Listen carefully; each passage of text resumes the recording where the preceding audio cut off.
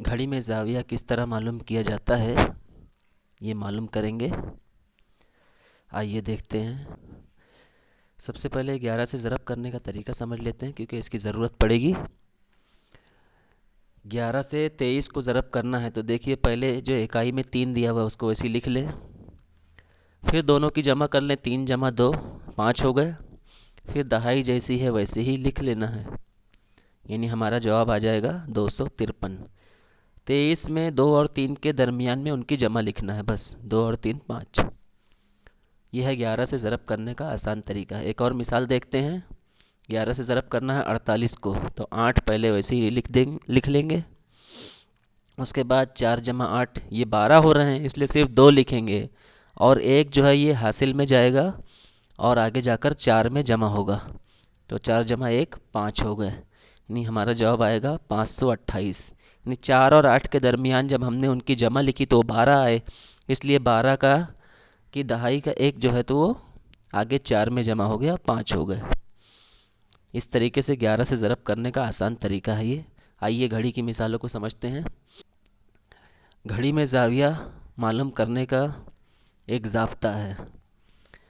ضابطہ یہ ہے کہ گھنٹے کو 30 سے ضرب کریں اور منٹ کو 11/2 سے ضرب کریں، یعنی 11 سے ضرب کرنا ہے، 2 سے تقسیم کرنا ہے اور دونوں کا فرق معلوم کرنا ہے۔ دیکھیے ترتیب سے سمجھتے ہیں۔ پہلے گھنٹے کو 30 سے ضرب کریں اور جو بھی قیمت آتی ہے اس کو معلوم کریں، اس کے بعد منٹ کو 11/2 سے ضرب کرنا ہے، یعنی 2 سے تقسیم کرنا ہے اور 11 سے ضرب کرنا ہے، یا 11 سے پہلے ضرب کر سکتے ہیں بعد میں 2 سے تقسیم کر سکتے ہیں، لیکن اگر جفت ہے تو 2 سے تقسیم پہلے کریں تاکہ قیمت کم ہو جائے، پھر 11 سے ضرب کریں، اس کے بعد دونوں کا فرق معلوم کریں۔ وہی جو فرق ہے ہمارا مطلوبہ زاویہ ہے۔ اب گھڑی کے سوالات میں جب تک ہم گھڑی بنائیں گے تب تک اس عمل کے ذریعے سے ہمارا زاویہ معلوم ہو جائے گا، اس لیے گھڑی بنانے میں وقت ضائع نہ کریں، اس ترتیب کو ذہن میں رکھیں اور زاویہ فوراً معلوم کر لیں۔ ایک بات اور ہے کہ اگر وہ ہمارا جو فرق آیا وہ 180 سے زیادہ ہے تو وہ زاویہ نہیں ہوگا، تو اس فرق کو 360 میں سے تفریق کریں گے، تو جب جا کر زاویہ معلوم ہوگا۔ یعنی اگر وہ فرق جو ہم نے معلوم کیے وہ 180 سے زیادہ آیا تو 360 میں سے اسی کو تفریق کر لیں، پھر وہ زاویہ رہے گا۔ اگر 180 سے زیادہ آتا ہے تو آئیے مثالیں دیکھتے ہیں۔ گھڑی میں 3:30 ہو رہے ہیں تو اس وقت گھنٹے اور منٹ کی سوئیوں کے درمیان بننے والا زاویہ معلوم کیجیے۔ تب گھنٹے کو 30 سے ضرب کر دیں، 3 ضرب 30 90 آ گئے۔ منٹ کا آدھا لے لیں، پہلے 15 ہو گیا، اور پھر 15 کو 11 سے ضرب کریں 165۔ اب یہ جو دونوں قیمتیں آئی ہیں ان کا فرق معلوم کرنا ہے، 165 میں سے 90 چلے گئے 75 آ گیا، یہی ہمارا مطلوبہ زاویہ ہے، یعنی 3:30 پر 75 ڈگری کا زاویہ بنے گا۔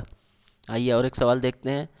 9:08 پہ زاویہ معلوم کرنا ہے تو گھنٹے کو 30 سے ضرب کریں 270، اور منٹ کا پہلے آدھا لے لیں 4، اس کے بعد میں اس کو 11 سے ضرب کریں 44 آ گئے۔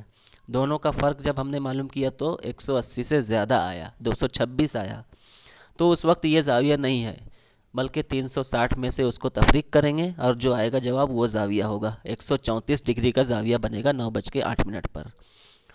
ان دونوں کے علاوہ اور مزید مثالیں آ ہی نہیں سکتی زاویہ معلوم کرنے کی، تو دونوں کو اچھی طرح سے سمجھ لیں۔ آئیے کچھ اور معلومات حاصل کرتے ہیں۔ قائمہ زاویہ کل گھڑی میں کتنے بنتے ہیں؟ دیکھیے گھڑی میں ہر گھنٹے میں 2 قائمہ زاویہ بنتے ہیں، ہر گھنٹے میں 2 قائمہ زاویہ بنتے ہیں، لیکن 2 بجے سے لے کر 2:59 تک، یعنی 3 بجے سے پہلے تک، اور 8 بجے سے لے کر 8:59 تک، یعنی 9 بجے سے پہلے تک صرف ایک ہی قائمہ زاویہ بنتا ہے، یعنی 2 والے گھنٹے میں بھی صرف ایک ہی بنے گا قائمہ زاویہ، اور 8 والے گھنٹے میں بھی صرف ایک ہی قائمہ زاویہ بنے گا، باقی تمام گھنٹوں میں 2 قائمہ زاویہ بنتے ہیں۔ اس لیے 12 گھنٹوں میں 24 کی بجائے 22 قائمہ زاویہ بنتے ہیں، 2 کم ہو گئے۔ قائمہ زاویہ سمجھ میں آ گئے؟ اب صفر زاویہ دیکھیے، جہاں دونوں بھی کانٹے ایک دوسرے پر ہوتے ہیں اس وقت صفر زاویہ بنتا ہے، تو گھڑی میں ہر گھنٹے میں ایک صفر زاویہ بنتا ہے، لیکن 11 بجے والا جو گھنٹہ ہے، 11 بجے سے لے کر 11:59 تک، اس گھنٹے میں کوئی صفر زاویہ نہیں بنتا، اس لیے 12 گھنٹوں میں صرف 11 صفر زاویے بنتے ہیں، ایک کم ہو گیا۔ آئیے مستقیم زاویہ دیکھتے ہیں، یعنی 180 ڈگری کا زاویہ جو ہوتا ہے مستقیم زاویہ، یعنی دونوں کانٹے ایک دوسرے کے ایک دم اپوزٹ ہوتے ہیں۔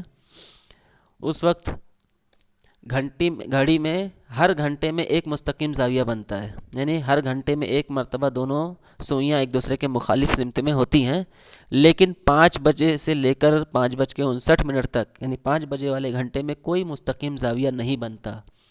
اس لیے 12 گھنٹوں میں صرف 11 مستقیم زاویے بنتے ہیں۔